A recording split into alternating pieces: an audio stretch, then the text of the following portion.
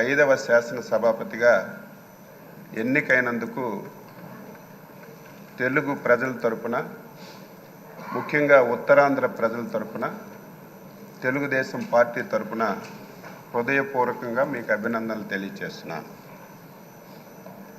స్వాతంత్రం వచ్చిన తర్వాత 37 సంవత్సరాలు కొన్ని వర్గాలకే పరిపాలన పరిమితమైనటువంటి సందర్భంలో 1982వ సంవత్సరంలో విశ్వవిఖ్యాత నట సార్వభౌములు నందమూరి తారక రామారావు గారు తెలుగుదేశం పార్టీ స్థాపించారు.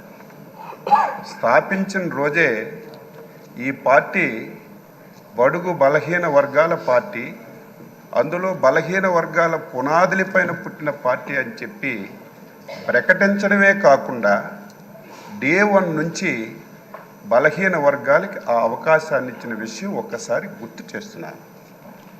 అందులో భాగంగానే బలహీన వర్గాలకు చెందినటువంటి అయ్యన్న పాత్రుడు గారు అతి చిన్న వయసులోనే శాసనసభకి అవకాశం ఇచ్చినటువంటి నాయకుడు ఎన్టీ రామారావు గారు తెలుగుదేశం పార్టీ అని చెప్పి బలహీన వర్గాల వ్యక్తిగా గర్వంగా చెప్పదలుచుకున్నారు. మీరు 42 సంవత్సరాల సుదీర్ఘ రాజకీయ ప్రయాణంలో అనేక పదవులు మీరు చేశారు. కానీ ఒక్కరోజు కూడా ఆ రోజు ఎన్టీ రామారావు గారి మాట కానీ, ఈరోజు చంద్రబాబు నాయుడు గారి మాట కానీ జవదాటకుండా పార్టీ ఏ ఆదేశాలు ఇచ్చినా, పార్టీ ఏ అవకాశం ఇచ్చినా దానిని సద్వినియోగం చేసుకొని మీరు పాలన అందించారు తప్ప ఇంకొకటి లేదు అని చెప్పి మీకు తెలియజేస్తున్నాను. 7 సార్లు ఎమ్మెల్యేగా గెలిచారు, 4 సార్లు మంత్రిగా చేశారు. అందులో ఇంకొక విషయాన్ని శాసనసభకు చెప్పాలి. పార్టీ ఆదేశం ప్రతి ఒక్కరికి శిరస వహించాలనేది నా అభిప్రాయం. 1996లో నాకు బాగా గుర్తు, అప్పుడే నేను ఇంకా ఎమ్మెల్యే కాలేదు.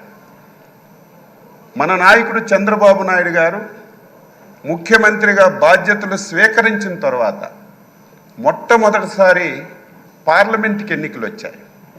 ఆ సమయంలో తమరు మంత్రిగా ఉన్నారు. ఆ రోజు అధ్యక్షులుగా, ముఖ్యమంత్రిగా చాలామంది మంత్రులకి మీరు ఎంపీలుగా పోటీ చేయండి అని రిక్వెస్ట్ చేస్తే చాలామంది దాన్ని ఒప్పుకోలేదు, మంత్రి పదవి వదిలి వెళ్ళడానికి. కానీ ముందుకొచ్చి నేను వెళ్తానని చెప్పి 96లో అధినేత మాటకి జవదాటి నిలబడి వ్యక్తి గౌరవనీయులు శ్రీ అయ్యన్న పాత్రుడు గారని నేను ఒక గర్వంగా చెప్పదలుచుకున్నాను. ఈరోజు బలహీన వర్గాలకి తెలుగుదేశం పార్టీ ఎన్టీ రామారావు గారు ఇచ్చారు, చంద్రబాబు నాయుడు గారు ఇచ్చారు. ఈరోజు ఎన్డీఏ పార్ట్నర్స్తో సహా ఆ విధానాన్ని కొనసాగిస్తున్నారు. ఈరోజు మీకు శాసనసభాపతిగా ఎన్నుకోవడం ఇది ఒక చరిత్ర. ఈరోజు నిన్నటి వరకు ఓట్ల గురించి, రాజకీయం గురించి, నా ఎస్సీలు, నా బీసీలు, నా మైనారిటీలు అని ఓకదంపుడు ఉపన్యాసాలు ఇచ్చినటువంటి కొన్ని పార్టీలు, కొంతమంది వ్యక్తులు ఆ పార్టీ పేరు చెప్తే మనకే నష్టం, ఆ వ్యక్తుల పేర్లు చెప్తే మనకే నష్టం. అటువంటి పార్టీలు ఒక బలహీన వర్గాలకు చెందిన వ్యక్తిని ఎన్డీఏ ఆ స్థానంలో కూర్చోపెడితే ఈ ఘట్టాన్ని చూడడానికి కూడా ఇష్టం లేనటువంటి పార్టీలు, నాయకులు ఈరోజు రాష్ట్రంలో ఉండడం బాధ కలుగుతుందని ఈ సందర్భంగా తెలియచేస్తున్నారు. మీరు చాలా పోర్ట్ఫోలియోలు చేశారు. ఏ పోర్ట్ఫోలియో చేసినా ఆ పోర్ట్ఫోలియోనే వన్ని తీసుకొచ్చారు. ఆ పోర్ట్ఫోలియోల ద్వారా ఈ రాష్ట్రానికి ఎనలేనటువంటి మేలు చేశారు. గత శాసనసభ ఇప్పుడే మా అధ్యక్షులు వారు పవన్ కళ్యాణ్ గారు, లోకేష్ బాబు గారు అందరూ చెప్పారు. ఆంధ్రప్రదేశ్ చరిత్రలో 2019-24 శాసనసభ ఒక దుర్మార్గమైనటువంటి సభ. ఆ సభలో నేను కూడా సభ్యుడిగా ఉన్నాను. 23 మంది ఎమ్మెల్యేలు మాట్లాడడానికి అవకాశం లేదు, మా వైపు చూడలేదు. చూడకపోయినా మా స్థానాల్లో మేము గౌరవంగా కూర్చున్నా సరే మొత్తం మా దగ్గరికి వచ్చి తల్లిదండ్రుల్ని, కుటుంబాలని, పర్సనాలిటీని, వ్యక్తులని బండబూతులు తిట్టి ఈ సభలోకి ఎందుకు వచ్చాం? రాని వాళ్ళే అదృష్టవంతులని బాధపడినటువంటి రోజులు, చెవుట్లో కాటన్ పెట్టుకొని వినలేనటువంటి రోజులు గత శాసనసభలో మేము ప్రత్యక్షంగా చూసాం అధ్యక్ష. ఈరోజు తెలంగాణ ఉద్యమం అద్భుతంగా జరిగింది, కానీ ఎప్పుడు శాసనసభ్యుల మీద భౌతిక దాడులు ఎప్పుడూ జరగలేదు.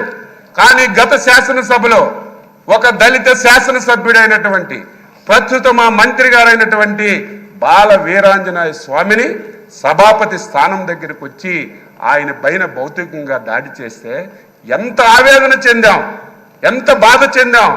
ఆంధ్రప్రదేశ్ ఈ రాష్ట్రానికి, దేశానికి ఒక రోల్ మోడల్.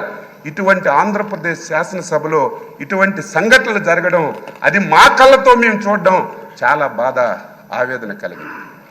ఏది ఏమైనా ఒక అనుభవజ్ఞైనటువంటి వ్యక్తి, ఈ రోజు వరకు మీ అవతారం ఒకటి, ఈ రోజు నుంచి మీ అవతారం మార్చాలి. ఎందుకంటే రాజకీయాలు చేసేటప్పుడు పదునైన మాటలు మాట్లాడాలి. ప్రతి ఒక్కడు విమర్శించేటప్పుడు వారికి సమాధానం చెప్పాలి. కానీ ఈ రోజు నుంచి మీరు శాసనసభాపతి. నా కోరిక, నా ఆశయం బలహీన వర్గాల తరపున మీకు కోరుతున్నాను. ఈ సభ 2024-29 శాసనసభ మా బలహీన వర్గాలకు చెందినటువంటి చింతకాయల అయ్యన్న పాత్ర గారి నాయకత్వంలో ఒక దేశానికి ఒక రోల్ మోడల్గా ఈ సభ ఉండాలి. ఇది ప్రతి ఒక్కరూ చెప్పుకునే విధంగా మనందరం కూడా ప్రవర్తించాలి. దాదాపుగా 78 మంది, నాకు సరిగా ఇంక తెలియదు, మొదటిసారి శాసనసభ్యులుగా 88 మంది. కొంతమంది ఒకసారి 2 సార్లు అయ్యారు. నేను కూడా 6 సార్లు శాసనసభగా ఎన్నికయ్యే అవకాశం మా నాయకులు శ్రీ నారా చంద్రబాబు నాయుడు గారు ఇచ్చారు. ఆయన ఎప్పుడైతే ముఖ్యమంత్రిగా బాధ్యతలు స్వీకరించారో అప్పుడే నేను ఎమ్మెల్యే అయ్యాను. నేను కూడా సభ్యులందరికీ కోరుతున్నాను, ఎవరమైనా సరే కొంతమంది వ్యక్తుల పేర్లు ఈ శాసనసభలో వినడానికి వీలు లేదు, పార్టీల పేర్లు ఎక్కర్లేదు. ఎవరు ఏది చెప్పినా స్వచ్ఛంగా మనం సమాధానం ఇద్దాం, రాష్ట్ర ప్రయోజనాల గురించి పనిచేద్దాం. ఈ పార్టీ మీద ఒక అచంచలమైన విశ్వాసంతో, ఎన్డీఏ మీద ఒక అచంచలమైనటువంటి ఒక నమ్మకంతో ఒక మ్యాండేట్ ఇచ్చారు. దీన్ని మనందరం కలిసి మంచిమైనటువంటి చర్చలు జరిపి మంచిగా ఈ సభను తీసుకెళ్దామని ఒక్కసారి తెలియజేస్తూ, మరొకసారి హృదయపూర్వకంగా మీకు అభినందనలు తెలియజేస్తూ, ఈ అవకాశం ఇచ్చినందుకు మీకు ధన్యవాదాలు తెలియజేస్తూ సెలవు తీసుకుంటున్నాను.